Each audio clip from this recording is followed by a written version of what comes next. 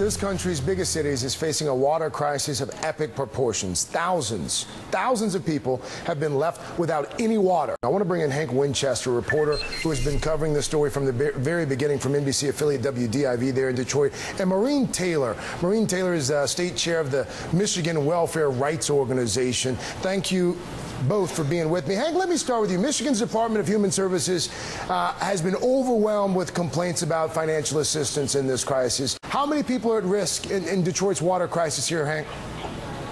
Oh, Craig, we're talking about thousands of people, and the number growing every day. Here's why. Because the water department is continuing to shut off water to those who have these huge outstanding bills. Some of these people have a desperate need. They simply cannot afford to pay the bill. They need help from state agencies, like you mentioned, DHS. But there are other people, and this is where it gets controversial, who simply don't want to pay the water bill, who'd rather spend money on cable. It's also important to note that the water department has come out and said, listen, we're willing to make a deal. If you want to pay, set up a payment plan or pay a portion of your water bill, we'll turn you back on. But you simply can't ignore the water department. How serious is a potential health hazard in this crisis? Before I answer that, let me say shame on Hank. Shame on him for putting that lie and that and that disinformation out on the air. Maureen, to suggest that people don't want to pay for a water bill is scandalous. What is at stake here, Maureen, young man? You don't believe that there are people that don't want to pay the bill? I'm answering the question.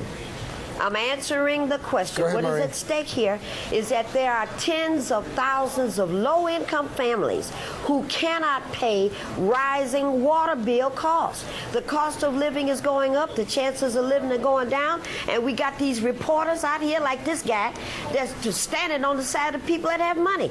Yes, there are bills that are being contested. But what we're talking about is 2 months being behind. $150 or more is what you owe. But the same kind of situation and the same kind of threat is not being made to these folks that are rich, golf courses. You know what, Maureen, I'm glad you brought that up. Millions and whatnot of dollars. This is an outrage what I hear here this morning. Maureen, I'm glad you did bring that part up, because while residents have been shut off, Joe Louis Arena, where the Detroit Red Wings, where the hockey team plays, they owe a little bit more than $82,000, I understand, in water bills. The Detroit Lions Stadium Ford Field owes more than $55,000. Golf courses, as you just mentioned, owned by the city of Detroit, owe more than $400,000. They're not being threatened with shut-off. The state of Michigan, they're not being told that your service is going to be cut off. $5 million for water at state fairgrounds, as I understand it. We have been told many of those now have cleared their balances, but it's important to point out here, and we've made it very clear from day one.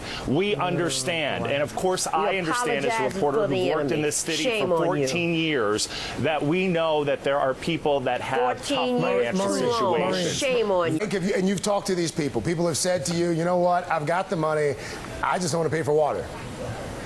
Right. I mean, we've heard stories on both sides of the issue. Like that. What would you like to see happen, Maureen? In 10 seconds, I can't tell you what I want to happen because I don't want to speak those words. But the next time you invite me to be here, let's have some truth and a fair exchange, as opposed to Hank, who doesn't know what the hell he's talking about. Gobble up all the time. I'll talk to you later.